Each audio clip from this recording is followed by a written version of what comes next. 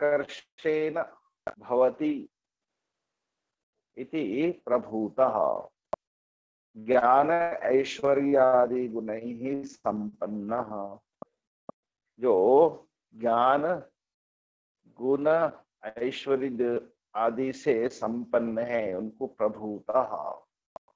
और कहा था कि त्रिककुब धाम ऊर्ध्व अधः मध्य भेदेन तिसृणाम ककुभामिति धामेति।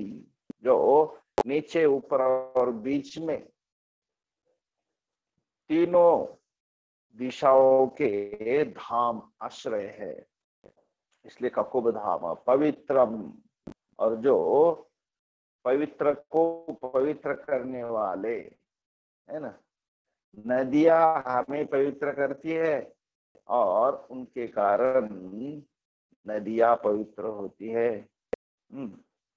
तो भगवान के चरणों से निकली हुई गंगा वो सारे संसार को पवित्र करती है। तो इसलिए कहा है एन पुनाति यह वा पुनाति ऋषि ही देवता वा तत्। जिनके द्वारा पवित्र किया जाए और जो पवित्र करे उसी ऋषि देवताओं का नाम पवित्र है, जो हमें पवित्र करते हैं और वो उनको भी पवित्र करते हैं। वह संज्ञायाम, तो उनका पुनी पौने धातु से बनता है पवित्र। और आ गया मंगलम, जो देखा था हमने सबका मंगल करने वाले। और एक ब्रह्म का नाम ही मंगल है, ब्रह्म तन मंगलम विदुहु। अशुभानि निराचष्टे तनोति शुभ संततिम स्मृति मात्रेन यत् पुंसाम ब्रह्म तन मंगलम विदुहु। उस ब्रह्म को मंगल नाम से पुकारा जाता है, जो अशुभानि जितने सारे मनुष्य के अशुभों को दूर करके शुभों का विस्तार करते हैं। निराचष्टे अशुभानि शुभ संततिम तनोति, उसका विस्तार करते अपने जीवन में। कैसे? स्मृति मात्रेन, उनका स्मरण करने मात्र से। ब्रह्म तन मंगलम विदुहु, उसको मंगल कहा जाता है। इति श्री विष्णु पुराण वचना कल्याण रूपत्वात् मंगलम, सबका कल्याण करने वाले से मंगल कहा जाता है। परम सर्वभूतेभ्य उत्कृष्टम ब्रह्म, समस्त भूतों से उत्तम होने के कारण को कहा जाता है परम, परम मंगलम। इति एकम इदम नाम सर्व विशेषणम, तो परम सबके साथ जोड़ सकते हैं। पवित्रम, परम पवित्रम, परम अग्राह्यम, परम मंगलम, इस तरह से आगे। ईशान प्राणद प्राणो ज्येष्ठ श्रेष्ठ प्रजापति हिरण्यगर्भो भूगर्भो माधवो मधुसूदनः।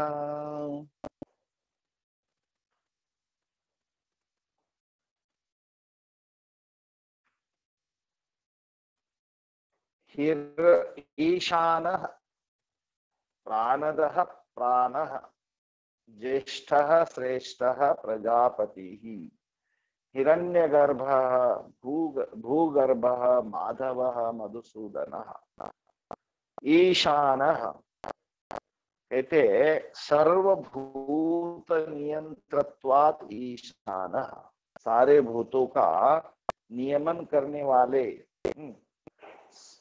सबको जो है अपने वश में करने वाले। ईशानः प्राणदः प्राणान ददाति चेष्ट यति तिवा, सबको प्राण दे करके चेष्टा करने के लिए, कर्म करने के लिए काबिल बनाते हैं, उनके लिए समर्थ बनाते हैं, इसलिए उनको कहा जाता है प्राणदः। सर्वान प्राणान ददाति, को ही अन्यात का प्राण्यात तैत्तिरीय उपनिषद में कहा जाता है कि उनसे बढ़कर और कौन प्राण देने वाला है? यद्वा प्राणान कालात्मना यति खंडयति इति कालदः, जो काल प्राणों को अर्थात खंडित करते, इसके लिए प्राणदः, और सभी प्राणों को मानो दीप्त या प्रसिद्ध शुद्ध करते हैं, तो उनको देने वाले। तो खास करके हर एक जीव मात्र को प्राण के द्वारा उनकी रक्षा करते, इसलिए प्राणदः। और प्राण अपने आप में खुद प्राण है, प्रणीति प्राण क्षेत्रज्ञ, जो खुद जो है प्राण का स्वरूप है। प्राणस्य प्राणम, प्राणों का भी प्राणे इति श्रुते है, ऐसे बृहदारण्यक सूत्र के अंदर भी कहा गया। प्राणः ज्येष्ठः, ज्येष्ठ एक ऐसा शब्द है, कहते कि एक पाणिनि व्याकरण के अंदर उसको एक ऐसा एक सूत्र आता है, तो उसको ज्येष्ठ शब्द बन जाता है ना। वृद्धस्य, जो सबसे ज्यादा, वृद्ध मतलब सबसे वयोवृद्ध और सबसे आदि है, उसको ज्येष्ठ कहा जाता है। तो पाणिनि सूत्र में वृद्धस्य ज्येष्ठः, उसको सबसे जो आदि है उसको ज्येष्ठ, ज शब्द बनता है, ज्येष्ठः श्रेष्ठः, इसलिए ज्येष्ठः। फिर कहा श्रेष्ठः, वृद्ध शब्दस्य जादेश विधानात्, जो वृद्ध शब्द है उसको ज आदेश होता है, फिर ज्येष्ठः श्रेष्ठः। फिर श्रेष्ठ किसको कहते हैं? जो हम अपने व्यवहार में भी श्रेष्ठ, सबसे ये जो है सबसे प्रशंसनीय है, सबसे अधिक गुण वाला है। प्रशस्यस्तमः श्रेष्ठ, तो यहाँ पर भी प्रशस्य शब्द को भी श्रेष्ठ जो है एक का आदिवचन होता है। प्रशस्यस्य श्रः एकम श्रेष्ठः, प्राणो वाव ज्येष्ठस्य श्रेष्ठस्य, ये प्राण ही ज्येष्ठ और वही श्रेष्ठ है। इति श्रुतेः मुख्य प्राणः इति अधिकरण सिद्धत्वात् सर्व कारणात्वात् ज्येष्ठः, सभी का कारण होने के कारण भी वह श्रेष्ठ है। सर्वातिशयत्वात् वा श्रेष्ठः, और यह सबसे जो है अधिक, सबका कारण होने के कारण सर्व कारणत्वात् ज्येष्ठः। फिर आगा प्रजापति ही, प्रजानां पति ही, ईश्वरत्वेन सर्वे सर्वासां प्रजानां पति ही, वह ईश्वर के रूप से सभी प्रजा का वह क्या है? पति है, प्रजापति ही, सब प्रजाओं के पति है, इसलिए प्रजापति ही ब्रह्मा जी के रूप में सभी को, इसलिए यहाँ पुष्कर के मंदिर का नाम भी प्रजापति ऐसा कहा है ना। तो ऐसा बोला जाए प्रजापति है वहां पे, जब सभी प्रजा के पति है, क्योंकि ब्रह्मा जी के रूप में सभी को सृष्ट करते, सभी को, सभी की रचना करते हैं। प्रजापति ही हिरण्यगर्भः, हिरण्मय आखंड अंडंतर्गत वर्तित्वात्, जो ब्रह्मांड रूप जितना सारा है ब्रह्मांड है, और हिरण्मय अंड के भीतर हिरण्य गर्भ, गर्भ मतलब उसका अंदर जो है हिरण्य गर्भ, सारा का सारा उसके गर्भ में, सारा ब्रह्मांड उनके गर्भ में है।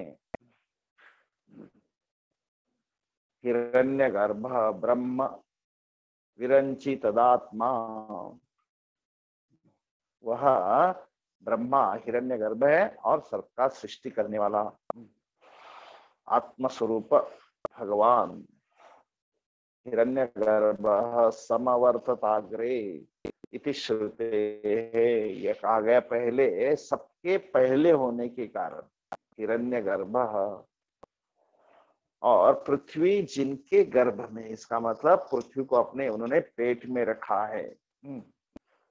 और उनको एक प्रकार से जब चाहे वो स्वालो उसको अंदर निगल सकते हैं या उसको बाहर रख सकते हैं। फिर आ गया माधवः। माधवः शब्द विष्णु का वाचक है, विष्णु भगवान का। तो इसमें माँ का अर्थ होता है स्त्री, लक्ष्मी, और धव का अर्थ होता है पति, जो लक्ष्मी पति है। माया श्रिय, माँ का अर्थ स्त्री, धव पति ही। और एक शब्द बताते, एक अर्थ बताते हैं कि मधु विद्या द्वारा जानने योग्य होने से, मधु विद्या अवबोधत्वात् माधवः, मधु नामक विद्या के द्वारा जाना जाता है, इसलिए माधवः। मौनाध्यानाच्च योगाच्च विद्धि भारत माधव।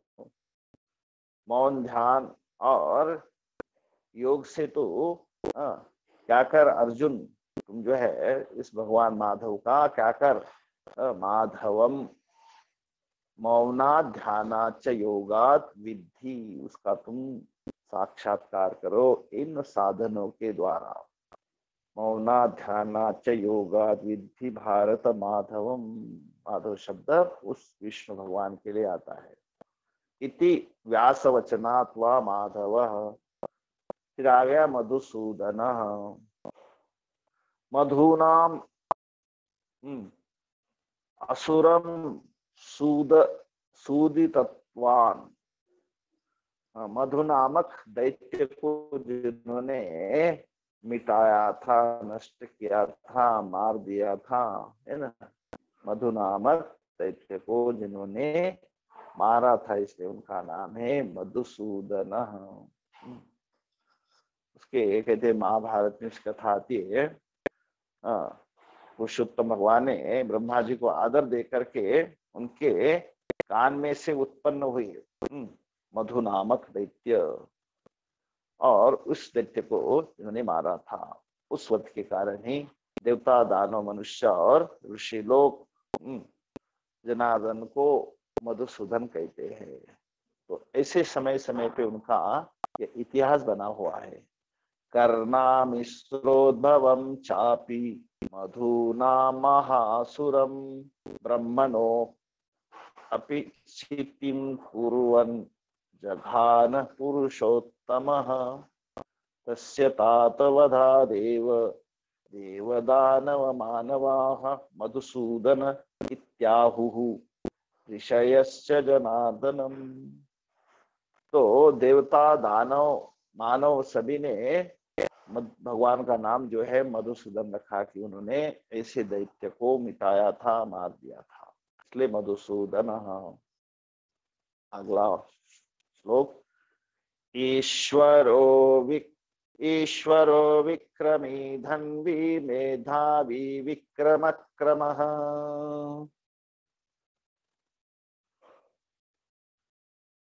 अनुत्तमो धुरादर्श कृतज्ञ कृतिरात्मवान्।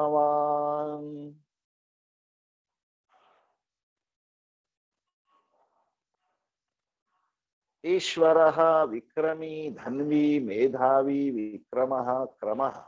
अनुत्तमः दुराधर्षः कृतज्ञः सर्वः कृतिः आत्मवान्। ईश्वरः सर्वशक्ति मत्तया, सबका शक्तिमान होने के कारण एक स्वामी के अर्थ में नाम आता है ईश्वरः, गंगाधरेश्वरः, है ना। तो ईश्वर मतलब स्वामी। सर्वशक्ति मत्तया ईश्वरः। विक्रमी, विक्रमः शौर्यं तद योगात् विक्रमी। इनका जो है विक्रम, शूरवीरता का द्योतक है, इसलिए कहा जाता है विक्रम, विक्रांत। हाँ, तो इसलिए उनको विक्रमी भी कहते हैं। विक्रम, विक्रम शौर्यम तद्योगात् विक्रमी। फिर जो धनुष्यधारी, धनुर्धारी, उनको भी कहते हैं धन्वी। धनु अस्य अस्ति धन्वी गृहादित्वात् इति प्रत्ययः।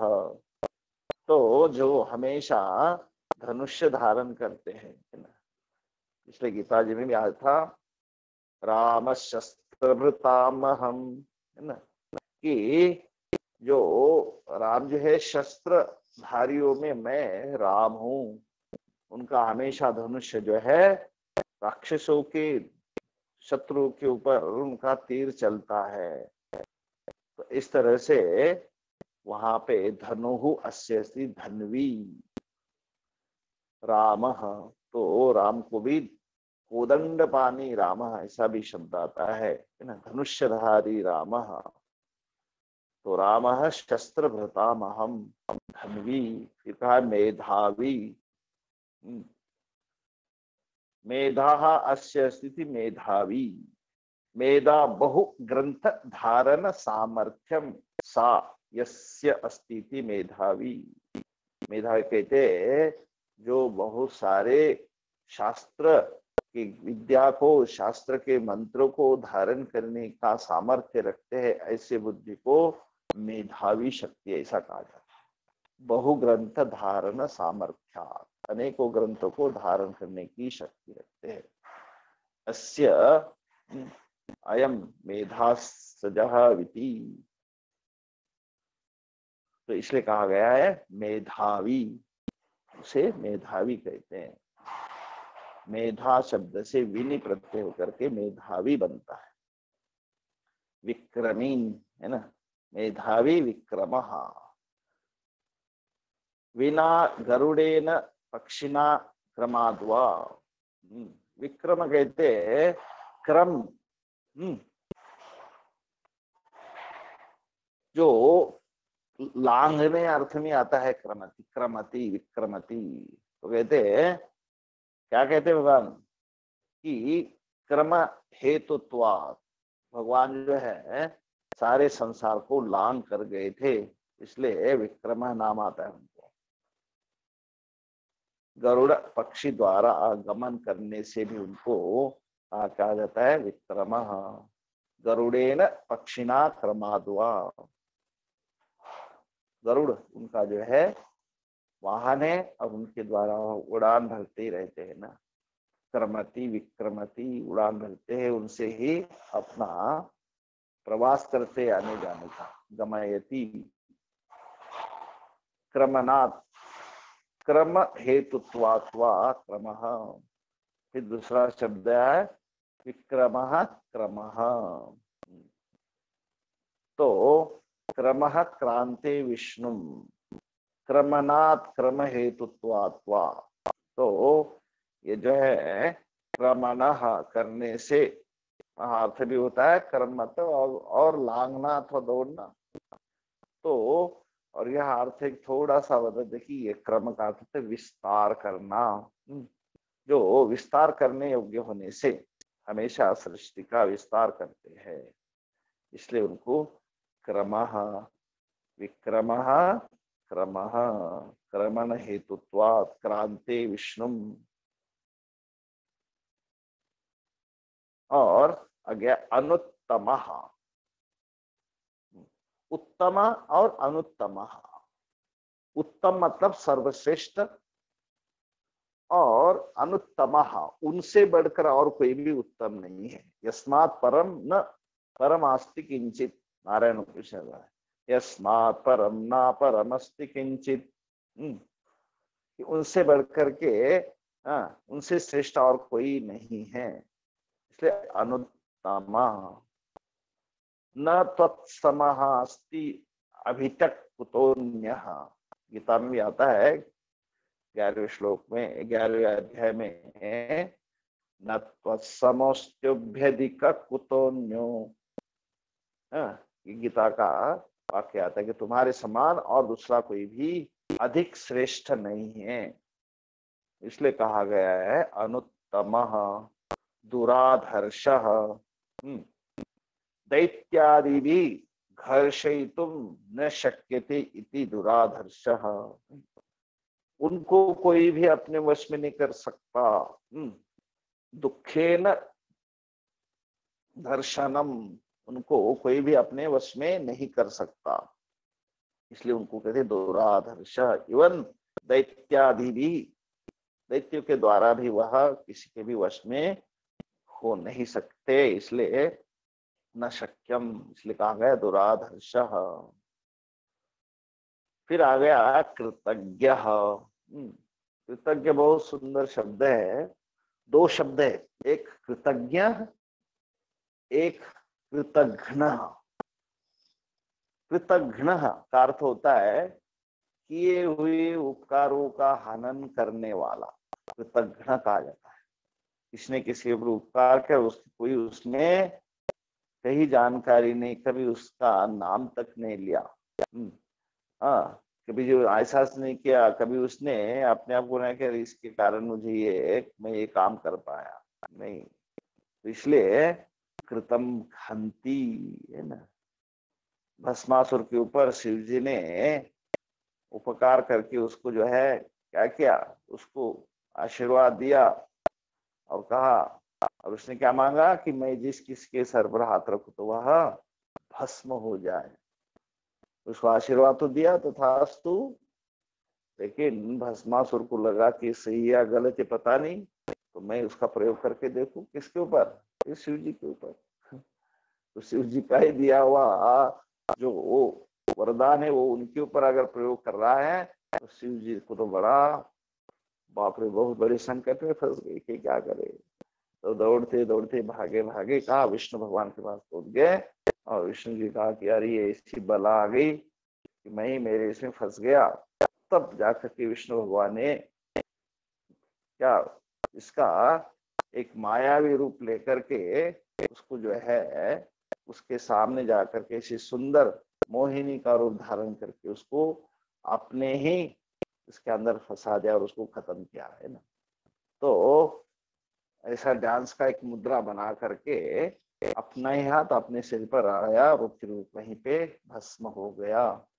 तो कहने का मतलब वो कृतघ्न होता है, किए हुए उपकारों का वह हनन करता है। लेकिन एक शब्द है कृतज्ञ, हमेशा किए उपकारों को मन में रख करके उसके प्रति जीवन भर जो है अपने अंदर कहा कि इसके कारण आज जो भी हूं मैं, तो ऐसा शब्द कृतज्ञ। प्राणिनाम पुण्य अपुण्यात्मकम कर्म कृतम जानाति, प्राणियों के किए पुण्य पाप रूप कर्म को जानते हैं। इसलिए वो अर्थ एक भी है कृतज्ञ। और कुछ भी करो थोड़ा पार तो भी वह संतुष्ट होकर के जीवों का कल्याण करते हैं। पत्र पुष्पादि अल्पमापी प्रयच्छता मोक्षम ददाति।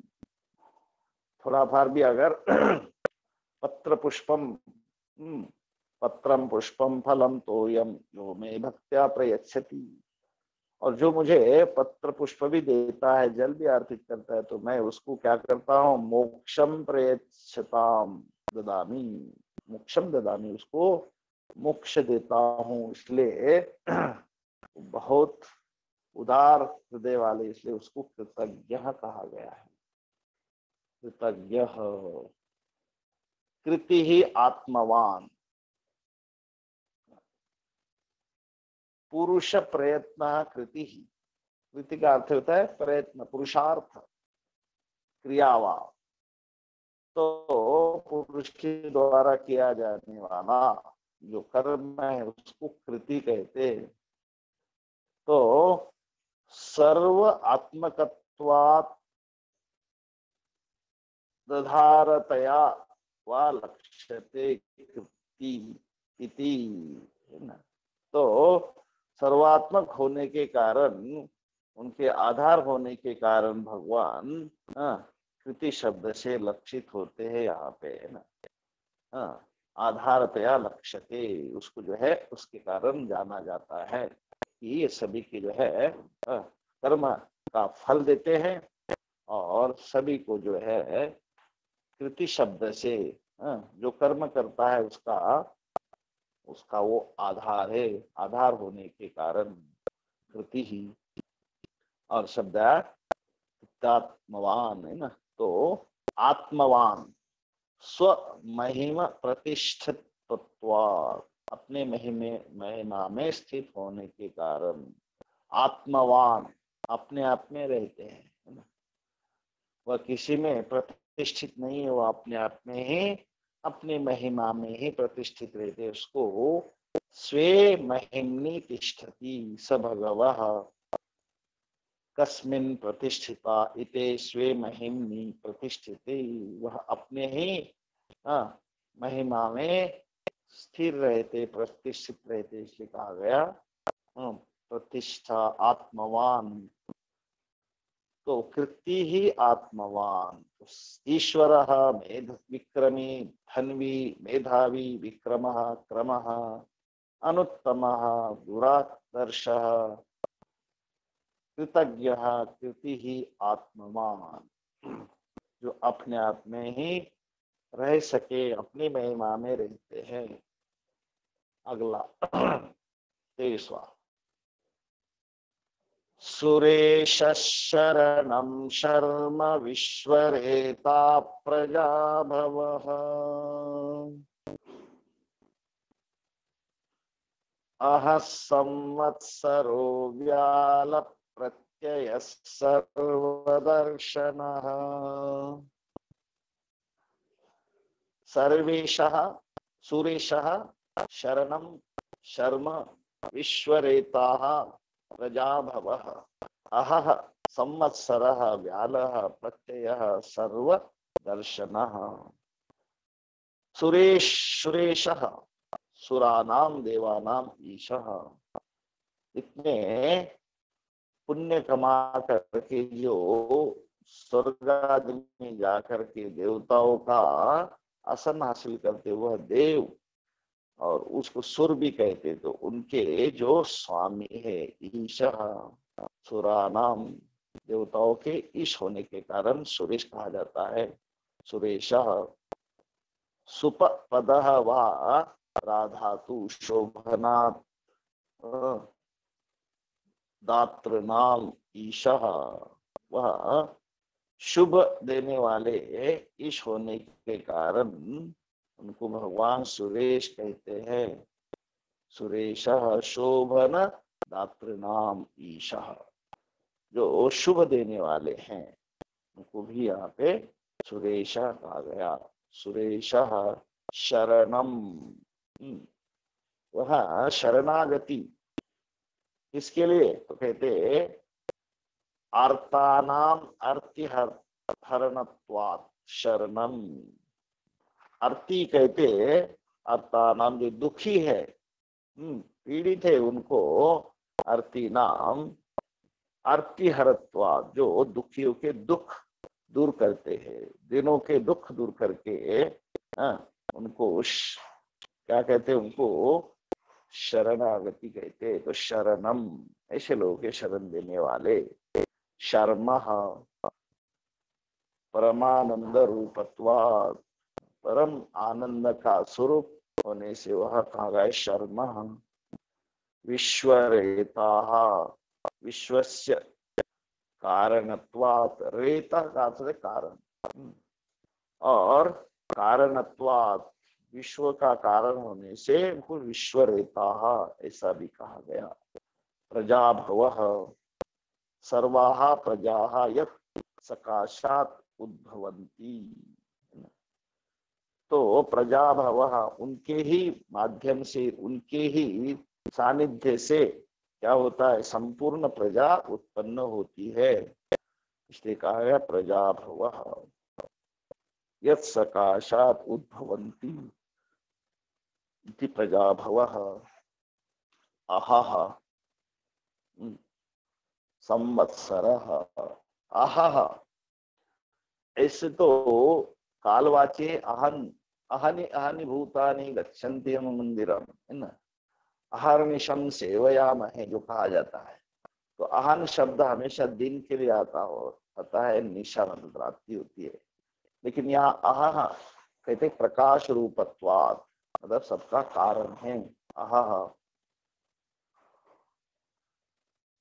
कालात्मका स्थितः, फिर संवत्सरः। अपने संस्कृति में संवत्सर एक साल का नाम है, एक वर्ष का नाम है, और ऐसे 60 संवत्सर माने गए। 60 संवत्सरे 7 नाम साल है, और उनका उसको षष्ठी कही जाती है।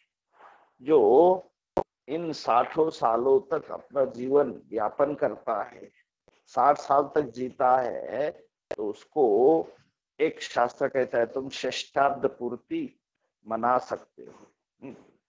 तो षष्ठाब्द पूर्ति मतलब जिसने 60 साल को पूरा किया, और हर एक साल का अपना अलग अलग गणित होता है, तो प्रभव विभव आदि नाम होते हैं उनके।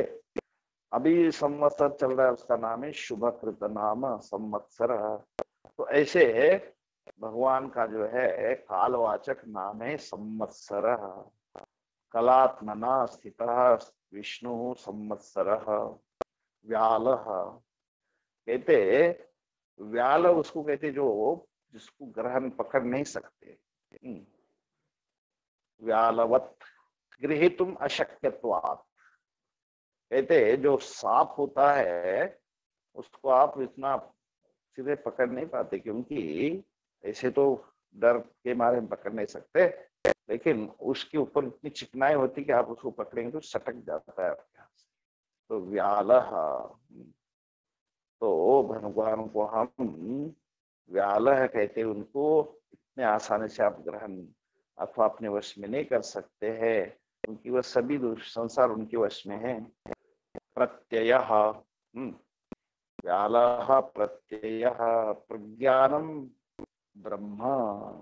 तो प्रतीति प्रज्ञा, जो प्रतीति रूप होने के कारण उनको प्रत्यय कहा जाता है। तो प्रज्ञानम ब्रह्म इति, तो इसलिए प्रत्यय सर्वाणि दर्शनात्मकानि अक्षिणी यस्येति सर्वदर्शन। तो विश्वचक्षु कहा गया है, विश्वक्षम, वह सभी के आंखें हैं। सहस्र शीर्षा पुरुष सहस्राक्ष सहस्रपाद, पुरुष सूक्त में भी आता है कि उनके हजारों आंखें हैं, मतलब सब कुछ है उनके माध्यम से ही देखा जाता है, सब और नेत्र वाले हैं। तो विश्वस्य चक्षु विश्वाक्षम, तो नारायण उपनिषद में भी आता है। तो ये सारे शास्त्रों का जो है यहाँ पे एक एक प्रमाण देते हुए से कहा है कि सर्वदर्शन, सबको जो है वही उनके माध्यम से ही देखा जाता है, तो सब जगह वही दिखाई देते हैं। तो सर्वदर्शन। तो सुरेश शरणम शर्म विश्वरेता प्रजाभव अह संवत्सर व्याल प्रत्यय सर्वदर्शन। यहाँ तक बोलते हैं हम लोग ने ईशान। हाँ, ईशान वहां से, ईशान प्राणद प्राणो ज्येष्ठ श्रेष्ठ प्रजापति हिरण्यगर्भो भूगर्भो माधवो मधुसूदनः ईश्वरो विक्रमी धन्वी मेधावी विक्रमक्रमः अनुत्तमो धुराधर्ष कृतज्ञ कृतिरात्मवान् सुरेश शरणं शर्म विश्वरेता प्रजाभवः अह संवत्सरो व्याल प्रत्यय सर्वदर्शनः। ओम पूर्णमद पूर्णमिदं पूर्णात् पूर्णमुदच्यते पूर्णस्य पूर्णमादाय पूर्णमेवावशिष्यते। ओम शांति शांति शांति। हरि ओम श्री गुरुभ्यो नमः। हरि ओम।